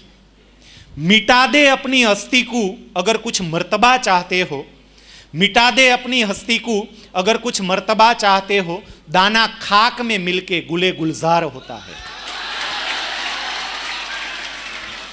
દાણો હોય ને, દાણો કોઈ પણ એ જમીનમાં જાય ને, પેલા એને જમીનમાં જવું પડે. સમજો, પેલા જમીનમાં જવું પડે, પછી ગરમી સહન કરવી પડે. જમીનની કેટલી ગરમી હોય, એને ફૂટવું પડે, બહાર નીકળવું પડે, અને પછી વૃક્ષ બને. આમાં ઓલો દાણો હોય એમ, હું અંદર નહીં જાઉં, હું અંદર નહીં જાઉં, બહાર જ પડ્યું રે, હુકાઈ જાય, પારે ઉખાઈ જાય કોક આવીને, કાં સુકાઈ જાય, સડી જાય. હું જે કહેવા માગું છું એ તમે બહુ સારી રીતે સમજી શકો છો. તમારી જાતને ઇન્વોલ્વ કરવી પડશે, તમારી જાતને ઊંડી ઉતારી દેવી પડશે. કેટલાય વિદ્યાર્થીઓને એવા જોયા છે કે બોર્ડની પરીક્ષા આપતા હોય, અને બોર્ડની પરીક્ષા આપતી વખતે આ લોકો બાકીના છે ને પુસ્તક બહાર પાડવા વાળા હવે વિદ્યાર્થીઓની મેન્ટાલિટી જાણે છે. એટલે પરીક્ષા વખતે આવડી નાની ચોપડીઓ બહાર પાડે કે આ વાંચો ને પાસ થાવ, સીધી. અને બધા સીધી જ ગોતતા હોય પાછા. અને ખાલી 100 પાનાની સિદ્ધિ લઈને એમાંય પાછા સાહેબ પાસે જાય કે સાહેબ આમાં આઈએમપી કરી દો ને, કયા હજી એમાં આઈએમપી કરવું હોય 100 પાનામાં.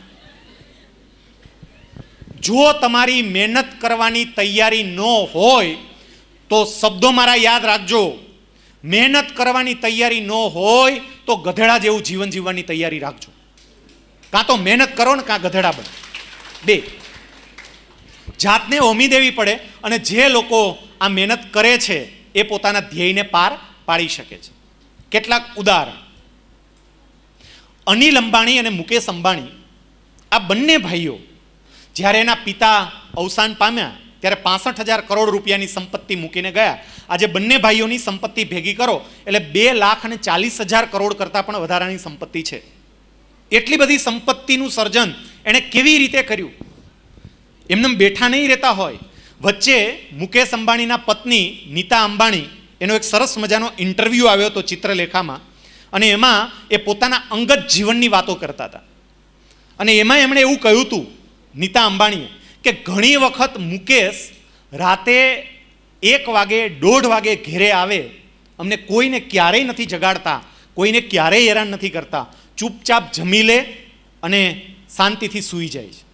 એમણે આ વાત કરીને એટલે મને તરત વિચાર આવ્યો કે રાત્રે 1 વાગે ઘેરે આવે કે રાત્રે 1:30 વાગે ઘેરે આવે, તે રાત્રે 1 કે 1:30 વાગ્યા સુધી કરતો શું હશે? એ તુલસીબાગની પાળે બેઠો હોય છે? એ ગનીના ગોલા ખાવા ગયો હોય છે? રાતે કરતો શું હશે આ 1:30 વાગ્યા સુધી? રાતના 1:30 વાગ્યા સુધી એ વ્યક્તિ પોતાની મિટિંગોમાં બિઝી રહેતો હશે, સતત કામ, જમતી વખતે પણ કામ. અને તો થાય. આજે હું ખાલી સરકારમાં છું એટલે નથી બોલતો, પણ બીજા રાજ્યોની સરખામણીમાં ગુજરાતનો ક્યારેક તમે સરખામણી કરજો ત્યારે તમને, અને એના માટે બીજા રાજ્યની એકાદ વખત મુલાકાત લેવી પડે ત્યારે ખબર પડે કે અત્યારે ગુજરાત ક્યાં છે અને બીજા રાજ્યો ક્યાં છે. કેમ ભાઈ ગુજરાત આટલું બધું સારું સરસ રીતે કામ કેમ કરે છે?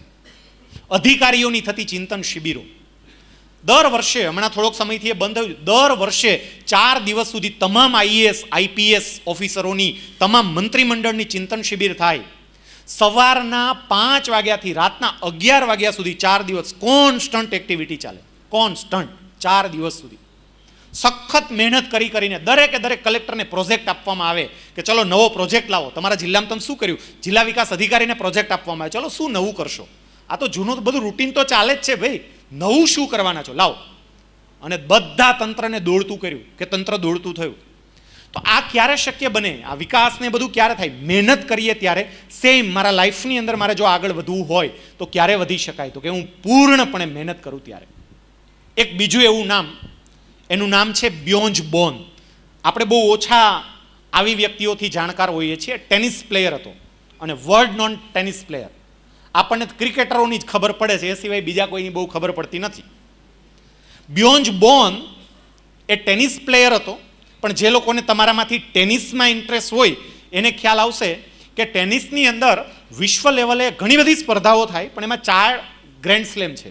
4: US open, Australian open, French open અને વિમલ્ડન. પણ આ 4માં ફ્રેન્ચ ઓપન અને વિમલ્ડન બંને ટેનિસની હરીફાઈ હોવા છતાં પણ બંને વચ્ચે જમીન આસમાનનો ફેર. બંને વચ્ચે બે ટેનિસની જ હરીફાઈ, બે રમતો ટેનિસની જ છે અને છતાંય બંને વચ્ચે જમીન આસમાનનો ફેર. આવું કેમ? કારણ કે એક જે રમત છે એ ગ્રાસકોટ ઉપર રમાય, એટલે ઘાસનું બનાવેલું મેદાન હોય એના ઉપર રમાય, અને બીજી રમત છે એ રેડ ક્લે કોર્ટ પર રમાય. બેયની રમવાના મેદાન જુદા, અને એનું પરિણામ શું આવે કે કોઈ વ્યક્તિ એકમાં વર્લ્ડ ચેમ્પિયન બની શકે, બીજામાં વર્લ્ડ ચેમ્પિયન ક્યારેય ન બને. શક્ય જ નથી કે બીજામાં વર્લ્ડ ચેમ્પિયન બને, કારણ કે બંનેની રમત જુદી છે. ટેનિસ હોવા છતાંય મેદાન અલગ હોવાને કારણે બ્યોન્જ બોર્ન એને એવું નક્કી કર્યું કે મારે ફ્રેન્ચ ઓપનમાં પણ વર્લ્ડ ચેમ્પિયન થવું છે અને મારે વિમલ્ડનમાં પણ વર્લ્ડ ચેમ્પિયન થવું છે. બંનેમાં, એકમાં નહીં, બેયમાં વર્લ્ડ ચેમ્પિયન થવું. જો આપણે કહીએ ને, પોતાની જાતને ઓળખી, ગોલ નક્કી કર્યો અને હવે મહેનત. એકલો અડધી રાત સુધી રમ્યા કરે, એકલો બંને મેદાન ઉપર પ્રેક્ટિસ કરે. ક્યાં પોતાની ખામીઓ છે, શું છે, ક્યાં ફેરફાર કરવા પડે એમ છે, નાની નાની બાબતોની વિચારણા કરે આ વ્યક્તિ.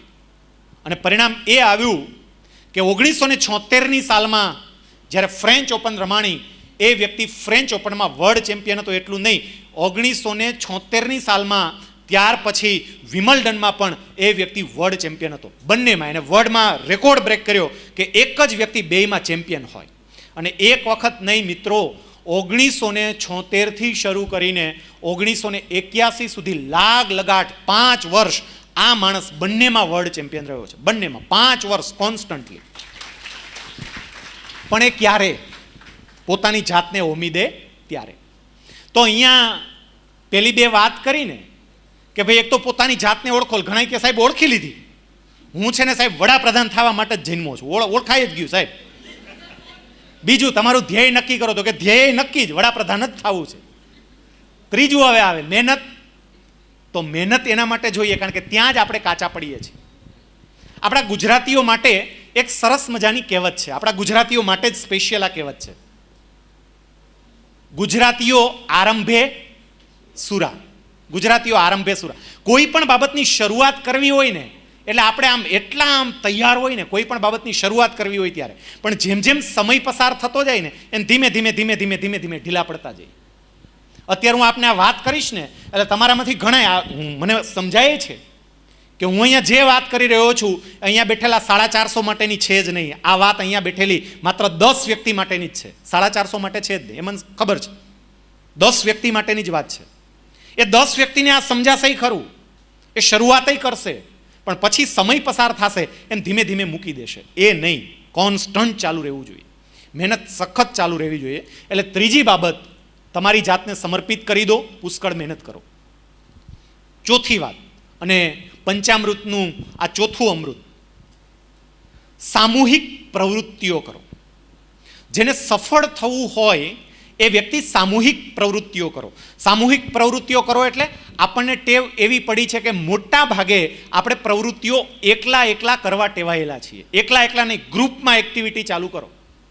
કોઈ નાની એવી બાબત લઈને, નાનો એવો પ્રોજેક્ટ લઈને, ખાસ કરીને એન્જિનિયરિંગ કોલેજવાળા અહીંયા જેટલા બેઠા છે, એશિયાટિકવાળા, તમારે તો ગ્રુપમાં જ કામ કરવાનું હોય, ઇન્ડિવિજ્યુઅલી થાય જ નહીં. તમે ગ્રુપમાં કામ કરશો તો આ દેશને એક નવી શોધ આપશો, આ દેશને એક નવી વસ્તુ આપશો. ગ્રુપમાં કામ કરતા શીખો. ગ્રુપમાં કામ કરીએ ને ઘણીવાર આપણને શું થાય ખબર છે? એક બીજી વાત અહીંયા કહું, એના ઉપર શાંતિથી વિચારજો. મેં અગત્યની વાત હોય ત્યાં સહેજ ભાર આપ્યો છે કે આ બાબત ઉપર શાંતિથી વિચારજો. આ ગ્રુપની વાત કહું છું, આના ઉપર શાંતિથી વિચારજો. કેટલાક લોકો એવું માનતા હોય કે અમારામાં બહુ ટેલેન્ટ નથી, અમે તો બહુ સામાન્ય છીએ સાહેબ, સાવ સામાન્ય ગામડાના છીએ સાહેબ, ગામડામાંથી આવીએ છીએ. આવું જે લોકો કહેતા હોય ને એમના માટેની આ વાત છે, અને આ વાતને ધ્યાનથી સાંભળજો. એક મેથેમેટિશિયન હતો, ગણિત શાસ્ત્રી, અને ખૂબ મોટો ગણિત શાસ્ત્રી. એક દિવસ આ મેથેમેટિશિયને આંકડાઓની મિટિંગ રાખી. આંકડાઓની મિટિંગ એટલે એકડો બગડો તગડો ચોગડો બધાને મિટિંગમાં બોલાવ્યો, 1 થી 9 ને 0 સહિતના બધા એવા મિટિંગમાં હાજરી પુરાતી હતી ને એટલે મેથેમેટિશિયનનું ધ્યાન ગયું કે આ મિટિંગમાં બધા હાજર છે, 0 કાં નથી, 0 ક્યાં ગયો? આમ જોયું જીરો ગેરહાજર હતો. એટલે બગડો ઊભો થયો. બગડો કે સાહેબ એને મેં આવતા જોયો હતો, એ છે ને સાહેબ રસ્તામાં આવતો હતો ને પણ એને સાયકલમાં પંચર પડ્યું સાહેબ, એ સાયકલ દોરીને આવતો હતો, મેં જોયો હતો. ચોગડો ઊભો થયો. એ કે સાહેબ મેં તો અહીંયા હમણાં લોબીમાં આટા મારતો જોયો હતો, બાર લોબીમાં આટા મારતો હતો. પેલા સાહેબે બગડાને અને ચોગડાને એક કામ સોંપ્યું, બહાર જઈને ગોતી આવો. આ મીંડું છે ક્યાં, બેઠું જ ક્યાં, બહાર ગોતી આવો, જાઓ. બગડો અને ચોગડો બે બહાર નીકળ્યા. વાત સાંભળજો, બગડો અને ચોગડો ગોતવા માટે બહાર નીકળ્યા. બગીચામાં એક ઝાડવાની નીચે નીચું માથું નાખીને પેલું મીંડું બેઠું હતું. નીચું, હાવ નીચું માથું નાખીને બેઠું હતું. એટલે આ બંને જણા ત્યાં ગયા અને જઈને શૂન્યને એવું કહ્યું કે ચલ સર તને બોલાવે છે. પેલો કે ના મારે નથી આવવું. આમણે એવું કહ્યું એવું કંઈ થોડું હાલે, સરે અમને તને લેવા માટે મોકલ્યો છે, તને બોલાવે છે, ચલ. શૂન્યએ ના પાડી, ભાઈ તમે જાઓ ને, મને અહીંયા બેસવા દો ને, મારે નથી આવવું. બગડો અને ચોગડો શૂન્યની ટીંગાટોળી કરીને ઉપાડીને એને લઈ ગયા. ટીંગાટોળી કરીને ઉપાડીને સાહેબ પાસે લઈ ગયા. રૂમમાં લાવ્યા ને એટલે સાહેબે જોયું એની સામે, અને સાહેબે પહેલો જ પ્રશ્ન એવો કર્યો કે બેટા ક્યાં હતો તું? એટલે શૂન્ય બોલે ને પેલા બગડાને ચોગડાય ચાલુ કર્યો, સાહેબ બેઠો તો બહાર ઝાડવાની નીચે, નીચું મોઢું નાખીને બેઠો તો. સાહેબે પેલા શૂન્યને પૂછ્યું, હવે અહીંથી થોડું વધારે ધ્યાનથી સાંભળજો, કેમ બેટા કેમ ત્યાં એકલો એકલો બેઠો તો? અને હવે શૂન્ય જવાબ આપે છે. એ શૂન્ય જવાબ આપે છે ને એ તમારામાંથી 80% વ્યથા અને વેદના છે. ખાલી શૂન્ય એકની નહીં, 80% વિદ્યાર્થીઓની જ નહીં, અહીંયા આપણામાં બેઠેલી બધી વ્યક્તિઓની 80% વ્યક્તિઓની આ વેદના છે જે શૂન્ય રજૂ કરે છે. શૂન્યએ એવું કહ્યું કે સાહેબ હું શું કરું? સાહેબ મારું મૂલ્ય શું, મારી વેલ્યુ શું? સાહેબ હું ઝીરો છું. અને મિટિંગમાં તમે જેને બોલાવ્યા હતા એ બધાની કંઈક ને કંઈક વેલ્યુ છે સાહેબ. કોક 1 છે, કોક 2 છે, કોક 3 છે સાહેબ, કોક તો 9 છે, 9 સાહેબ. અને હું શૂન્ય સાહેબ, મીંડું. મારી વેલ્યુ શું સાહેબ? હું આ લોકોની જોડે બેસી નથી શકતો સાહેબ. હું સતત એવું થાય કે આ બધા મૂલ્યવાળા, બધા કિંમતી, અને મારું કાંઈ મૂલ્ય નહીં સાહેબ. હું કેવી રીતે આમની જોડે બેસું, કેવી રીતે એમની જોડે વાત કરું? તમે કહો સાહેબ હું મિટિંગમાં કેમ આવું? સાહેબે શૂન્યને આગળ બોલાવ્યું, બેટા અહીંયા આવ, તું અહીંયા આવ, મારી પાસે આવ બેટા. આગળ બોલાવીને પોતાની બાજુમાં ઊભું રાખ્યું. અને પછી સામે જેટલા બેઠા હતા ને ફિગર્સ બીજા બધા, એને સાહેબ એક જ પ્રશ્ન પૂછ્યો કે આ કોણ છે? એટલે સામે જેટલા બેઠા હતા ને બધા કે મીંડું, મીંડું, આમ આમ કરવા માંડ્યા, મીંડું. સાહેબે બીજો પ્રશ્ન પૂછ્યો, એની વેલ્યુ કેટલી, એનું મૂલ્ય કેટલું? એટલે તરત સામે બધાય પાછો જવાબ આપ્યો, સાહેબ મીંડું, એનું કાંઈ વેલ્યુ જ ન કહેવાય, વેલ્યુ વગરના, કોઈ એનું કિંમત નહીં, મૂલ્ય વગરના. પેલો બિચારું શૂન્ય છે ને એ નીચું જોઈ ગયો એકદમ, કારણ કે બધા અપમાન કરતા હતા એટલે શું કરે, નીચું જોઈ ગયો. સાહેબે પછી એકને બોલાવ્યો, એક તું અહીંયા આવ. એક આવ્યો, એને નીચે ઊભો રાખ્યો કે નીચે ઊભો રહે, એટલે એક નીચે ઊભો રહ્યો. પછી એમણે સામે જે બેઠા હતા ને એમને સાહેબે પૂછ્યું કે આ નીચે ઊભું છે એ કોણ? બધા કે એક. સાહેબ કે એની વેલ્યુ કેટલી, એનું મૂલ્ય કેટલું? બધા કે એક. અને પછી સાહેબે ઓલા શૂન્યને કહ્યું કે બેટા હવે એક કામ કર, નીચે જા અને એકની બાજુમાં ઊભો રહી જા. નીચે જા, એકની બાજુમાં ઊભો રહે. એકની બાજુમાં ઊભો રહ્યો અને પછી સાહેબે સામે પ્રશ્ન કર્યો, હવે બોલો આની વેલ્યુ કેટલી? કેટલી? સાહેબે પેલા શૂન્યને એટલું કહ્યું કે બેટા તારું મૂલ્ય ભલે શૂન્ય રહ્યું, પણ તું કોકની બાજુમાં જઈને ઊભો રહે ને તો એની કિંમત 10 ગણી વધારી દે છે.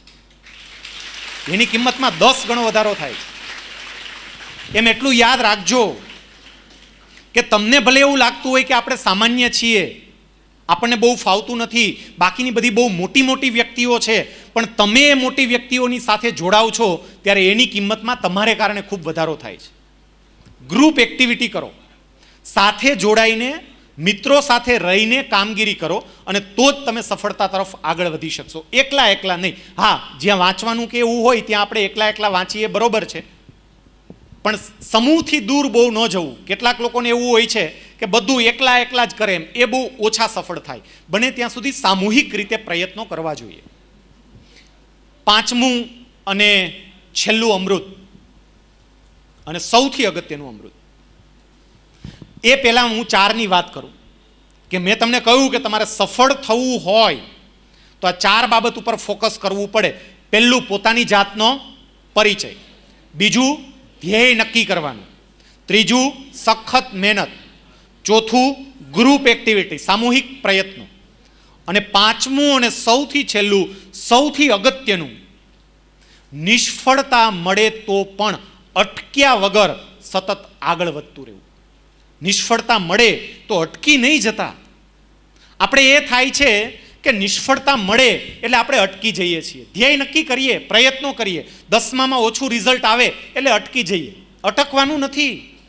પરિણામ ઓછું આવે તો એના માટેના કારણ જાણવા જોઈએ. શું કામ પરિણામ ઓછું આવ્યું અને એ સુધારવા માટેના પ્રયત્ન કરવા જોઈએ. મેં કેટલાય એવા વિદ્યાર્થીઓને જોયા છે, કેટલીય એવી વિદ્યાર્થીનીઓને જોઈ છે, સામાન્ય ટેસ્ટ લેવાની હોય અને ટેસ્ટનું રિઝલ્ટ એના હાથમાં આપો એટલે પોતાના માર્ક જોઈ અને આંખમાંથી આંસુ પડવા માંડે. આંખમાંથી આંસુ ન પડવું જોઈએ, અંતરમાં એવું થવું જોઈએ કે મને માર્ક શું કામ ઓછા આવ્યા. રડવાનું શું એમાં? માર્ક ઓછા આવ્યા તો આવ્યા, પહેલાં સ્વીકારો અને પછી પ્રયત્ન ચાલુ કરો. સફળતા હંમેશા આપણી સાથે જ હોય છે જ્યારે આપણે પ્રયત્ન ચાલુ રાખીએ ત્યારે. એક વખત છે ને, એક બહુ સારો માણસ હશે આ પૃથ્વી ઉપરનો કોઈ, એટલે ભગવાનને ઉપર બધી વાત સાંભળીને ભગવાને એવું કહ્યું કે એ માણસને લાવો, મારે એમને મળવું છે. એટલે અહીંથી એ માણસને ઉપાડ્યો અને ભગવાનના દૂતો એને સ્વર્ગમાં લઈ ગયા. આ વાતને સાંભળજો. સ્વર્ગમાં લઈ ગયા ભગવાનના દૂતો. સ્વર્ગમાં બધે પેલા દૂતો એમને બતાવતા આગળ વધતા હતા. આ કહેવાય, આ કહેવાય, આ છે, એમ બધું બતાવતા જતા હતા અને આગળ વધતા જતા હતા. એક ખૂબ મોટું મેદાન આવ્યું. હજારો કિલોમીટરનું પહોળું આ મેદાન, ખૂબ મોટું મેદાન હતું. હજારો કિલોમીટરની અંદર ફેલાયેલું. ફરી કહું છું, ધ્યાનથી આ વાતને સાંભળો. હમણાં જ આપણે ચર્ચા થઈ છે કે જેને સફળ થવું હોય ને એનું કોન્સન્ટ્રેશન પહેલાં જે વાત ચાલતી હોય એ તરફનું જોઈએ. એટલે અહીંયા આપણે જે વાત કરીએ છીએ એના ઉપર ધ્યાન આપજો. ત્યાં બધી જ વસ્તુઓ એમને બતાવવામાં આવતી હતી. એમને બહુ મોટું મેદાન જોયું અને એ મેદાનની અંદર ગિફ્ટના ઢગલાઓ હતા, અલગ અલગ પ્રકારની ગિફ્ટ.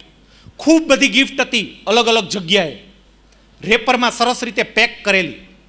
આ બધી ગિફ્ટ જોઈને એટલે પેલા વ્યક્તિને પ્રશ્ન થયો કે આ બધું છે શું એમ? આટલી આમ જ્યાં નજર પડે ત્યાં ગિફ્ટ ગિફ્ટ ગિફ્ટ બધે અને સરસ મજાના રેપરમાં પેક કરેલી છે, આ છે શું? એમને પૂછ્યું. એટલે હવે અહીંયા સાંભળજો એને જવાબ શું મળે તે. દેવદૂતોએ એવું કહ્યું કે પૃથ્વી ઉપરના માણસોની વિશ એટલે એની ઈચ્છાઓ છે આ બધી. એટલે પહેલાં એ કહ્યું તો પણ અહીંયા શું કામ છે? માણસોની ઈચ્છાથી જ માણસો પાસે પહોંચવી જોઈએ ને, અહીંયા કેમ પડી છે? અને આ તો કેટલી બધી પડી છે. અને ત્યારે એને બહુ સરસ જવાબ આપ્યો કે નીચે માણસે કોઈ વસ્તુની ઈચ્છા કરી અને એને પ્રાપ્ત કરવા માટેના પ્રયત્નો શરૂ કર્યા. એમણે પ્રયત્નો શરૂ કર્યા એટલે પરમાત્માને એવું થયું કે એ વસ્તુ મારે એમને આપવી જ છે. એ બિચારો કે બિચારી કેટલા દિલથી પ્રયત્નો કરે છે, મારે એ વસ્તુ આપવી જ છે. ભગવાને એ વસ્તુ તૈયાર કરી, જે નીચે જોઈતી હતી માણસને તે જ, જે આપણી અપેક્ષા હતી તે જ, જે આપણું સ્વપ્ન હતું તે જ, જે આપણું ધ્યેય હતું તે જ ભગવાને તૈયાર કરી. અને એને સરસ રીતે ગિફ્ટ પેપરમાં પેક કરતા હતા. ભગવાન કે મારે એમને સરસ રીતે પેક કરીને વ્યવસ્થિત તૈયાર કરીને એને આપવું છે. ગિફ્ટ પેપરમાં પેક કરતા હતા. ભગવાન પેક કરતા હતા ને એ જ વખતે નીચે માણસે એ વસ્તુને પ્રાપ્ત કરવા માટેના પ્રયત્નો છોડી દીધા અને બીજા પ્રયત્નો ચાલુ કર્યા. ભગવાનને એવું થયું ઠેક આને આ નથી જોતી એટલે એને ત્યાં મૂકી દીધી. બસ આ બધી જ ગિફ્ટ એ છે કે નીચે માણસોએ પ્રયત્નો છોડી દીધા છે. જો પ્રયત્નો ચાલુ હોત તો અહીંયા એક પણ વસ્તુ ન હોત. દરેક વ્યક્તિની ઈચ્છાઓ એ પરિપૂર્ણ થઈ હોત. આપણે પ્રયત્નો છોડી દઈએ છીએ. વિઘ્નો તો આવે, તકલીફો પડે, પણ વિઘ્નો અને તકલીફોની વચ્ચે પણ જે સતત પોતાના પ્રયત્નો ચાલુ રાખે એ જ વ્યક્તિ સફળ થઈ શકે. અમિતાભ બચ્ચનના પિતા હરિવંશરાય બચ્ચન એમણે બહુ સરસ મજાની વાત કરી છે અને એ વાતને કાયમ માટે વિદ્યાર્થીઓએ યાદ રાખવી. વિદ્યાર્થીઓએ નહીં, હું તો કહું છું તમામ વ્યક્તિઓએ, પ્રાધ્યાપકોએ પણ યાદ રાખવી, પ્રત્યેક વ્યક્તિઓએ યાદ રાખવી. જ્યારે હતાશા અને નિરાશા આવે ત્યારે હરિવંશરાય બચ્ચનના આ શબ્દોને યાદ કરવા. એમણે બહુ સરસ વાત કરી. લહરો સે ડરકર नौका पार नहीं होती, कोशिश करने वालों की कभी हार नहीं होती. જે લોકો પ્રયત્ન કરે ને એની ક્યારેય હાર ના થાય, પ્રયત્નો મૂકી નહીં દેવાના. એમણે આગળ બહુ સરસ વાત કરી છે, જબ નન્હી ચીંટી दाना लेकर चलती है चढ़ती है दीवारों पर 100 बार फिसलती है. जब नन्ही चींटी दाना लेकर चलती है चढ़ती है दीवारों पर 100 बार फिसलती है. मन का विश्वास रगों में साहस भरता है. चढ़कर गिरना गिरकर चढ़ना न अखरता है. मेहनत उनकी बेकार हर बार नहीं होती. कोशिश करने वालों की कभी हार नहीं होती. डुबकियां सिंधु में गोताखोर लगाता है. गोताखोर એટલે મરજીવો. डुबकियां सिंधु में गोताखोर लगाता है. जा जाकर खाली हाथ लौट कर आता है. मिलते न सहज में ही मोती गहरे पानी में बढ़ता दुगुना विश्वास उसी है रानी में. मुट्ठी उसकी खाली हर बार नहीं होती. कोशिश करने वालों की कभी हार नहीं होती. क्यारेक तो मोती लईने आवे ज. અને છેલ્લી પંક્તિ કે જે ખાસ તમારા માટે, असफलता चुनौती है स्वीकार करो. कदाच असफलता मળી કંઈ વાંધો નહીં, સ્વીકારી લેવાની. નિષ્ફળતા મળી કંઈ મળે, असफलता चुनौती है स्वीकार करो. क्या कमी रह गई देखो और सुधार करो. ભૂલ શું છે મારી એ આપણે જોવું જોઈએ. મને શું કામ ઓછા માર્ક આવ્યા, હું શું કામ સફળ નથી થતો, શું કામ સફળ નથી થતી, મારે જોવું જોઈએ. असफलता चुनौती है स्वीकार करो. क्या कमी रह गई देखो और सुधार करो. संघर्षों का मैदान छोड़ यूं मत भागो तुम. जब तक सफल न हो नींद चैन की त्यागो तुम. ऐसे ही किसी की जय जयकार नहीं होती. कोशिश करने वालों की कभी हार नहीं होती. प्रयत्नों सतत चालू हशे तो सफलता तमारा कदम चूमवा आवशे ज. आवવું જ પડશે. પણ પ્રયત્નો સતત ચાલુ રહે તો. અને હવે સમાપન તરફ. મેં તમને જે કંઈ પણ વાત કરી છે એના ઉપર શાંતિથી વિચારજો. એને ક્યાંક કોઈક અંશે અમલ કરવાનો પ્રયત્ન કરજો અને પછી તમારા જીવનમાં આવી રહેલા પરિવર્તનોને માણજો. તમને પોતાને અનુભવાશે કે મારામાં કંઈક અલગ પ્રકારનો ફેરફાર થઈ રહ્યો છે. સફળતાના આ પંચામૃતને છેલ્લે એક નાની એવી બોધ વાર્તા સાથે હું પૂરી કરું. અને હવે તમને જે વાર્તા કહેવા માટે